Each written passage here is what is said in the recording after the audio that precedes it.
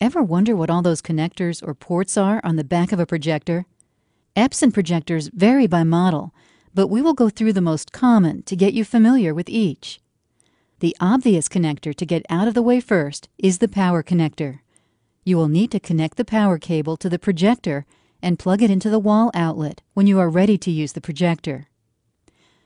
The traditional ports or connectors are marked Computer 1 and 2. These are where you would attach a VGA cable. It is the one that usually has a blue connector. Simply connect one end of this cable to your computer and the other end to the projector.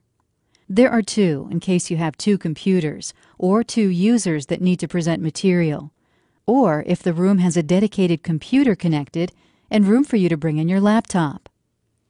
Once connected, you usually have to press a combination of keys to allow the computer screen to be passed through to the projector. On my computer, it happens to be function F7. On other PCs, it varies by brand. On Apple computers, you would need to connect the VGA cable to a mini DisplayPort adapter. Then select System Preferences from the Apple menu, then select Displays. Next, click Detect Displays.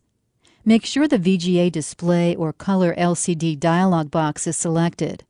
Lastly, click Arrangement or Arrange to make sure Mirror Displays is selected. A much easier way to connect to an Epson projector is to connect via USB. Now, there are two ports marked USB on the back of some Epson projectors. One is the USB Type-A port, which is rectangular, and the other is the USB Type-B, which is square. To display using a computer and an Epson projector, connect the square end of a USB cable to the Type-B port on the projector, and the other end of the cable to the rectangular Type-A port on your computer. The first time you connect the Epson projector to your computer with a USB cable, the projector will download a driver to your computer to allow it to receive and project the image. Follow the on-screen instructions to install the Epson USB display software and select Yes if it asks you about the firewall. Then you should be up and running. Next time, it is as simple as plug and project. Depending on the model of Epson projector, you may be able to send sound from your computer to your projector via the USB connection. See your owner's manual or the projector menu to select. The USB Type-A connector on the back of your Epson projector provides freedom from your computer. What this means is you can project images from a digital camera, USB thumb drive, or a document camera like the Epson DC06. The images that are stored in the supported formats can be displayed and selected through the projector's menu. This enables you to show digital signage or slideshow presentations when you're on the road or anytime you don't want to carry your computer with you. You can connect up to 4 video devices and use the remote control or control panel to switch between them. So, besides the computer ports we discussed earlier, S-Video also allows you to connect the projector to another piece of AV equipment. You may need to select the source button on your projector's remote or on the control panel on top of your projector to start projecting. Composite or RCA video connections produce lower quality images than some of the other video connections, but it is just fine for most applications. These are the cables you have most often seen with your audio-video purchases in the past. This is the 3-pronged cable that has the yellow, red, and white connectors. The yellow connector is for video, the white is for left audio, and the red is for right audio. Connect each end of the cable to the AV device, like your DVD player, and the other ends to the projector. Please select the source button on your projector's remote control or on the projector's control panel if the image doesn't come up automatically. Then you're ready to go. A little note, if you are using your projector with a device other than a computer and the video quality is important to you, here is a list of the video connection quality on a scale of 1 to 10, 1 being the worst and 10 being the best. HDMI and DVI are the best with component, in a close second followed by S-Video, then VGA, and composite falling in last. If you are asking how to use component, Well, you simply use an adapter that converts VGA to component and connect the VGA side to the projector's computer port and the component side to your AV device.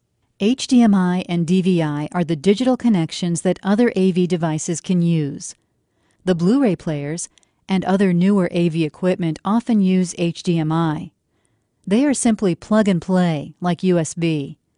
Plug the HDMI cable into the projector and the other end into your AV device. It's very easy. The microphone input jack is used to take advantage of the internal speakers of the projector. This allows you to connect a microphone so that you can elevate your voice level and be heard by more of your audience without shouting at them. It definitely makes for a more pleasant experience for all. Want to show a presentation from your computer with sound? This can be anything from a video or presentation that has an audio track. Simply connect a mini jack cable like this to the audio in port. This will send the sound from your computer to the projector's speaker so that your whole audience can hear it as well as see the images. If you want to attach external speakers that may be louder than your projector's internal speaker, you can do that too. Simply connect them to the audio out connector on the back of the projector and rock the room. To have multiple screens or to see the presentation on a monitor facing you so you don't have to turn around to look at the screen as you present, simply connect another VGA cable to the monitor out connector on the back of your projector and to the back of a monitor. The RS-232C port is there for advanced users. Most people may never have the opportunity to use this, since it is used to download firmware updates to the projector or to use it with a control system. Either way, you need to be familiar with RS-232C connections to use the port. If you are a novice, you can just ignore this one. The LAN connection, if applicable, is also for more advanced use. With this connection, you can connect to the network, which allows you to do several things which vary by epson projector model. It can allow you to present images over the network. It can enable remote teaching or reaching multiple audiences simultaneously. Networking allows you to monitor and control your projectors remotely, which can save money. For example, not having to walk to each room to turn off each projector at the end of every day. It can also enable message broadcasting, which is simply using your projector to post messages to multiple locations.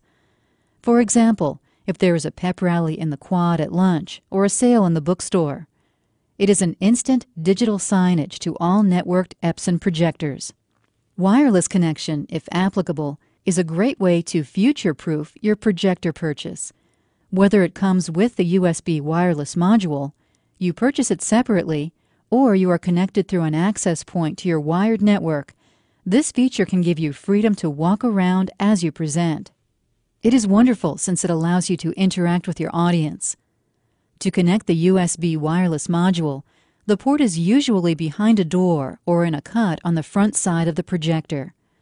Simply slip the module into the USB slot, close the door, and you are on your way to the software setup. I hope you now have a clearer understanding of the ports on the back of your epson projector. This should help give you familiarity with the devices that can enable you to give productive and captivating presentations to any audience, as well as save some money. Epson understands. You asked, we delivered. Epson, exceed your vision.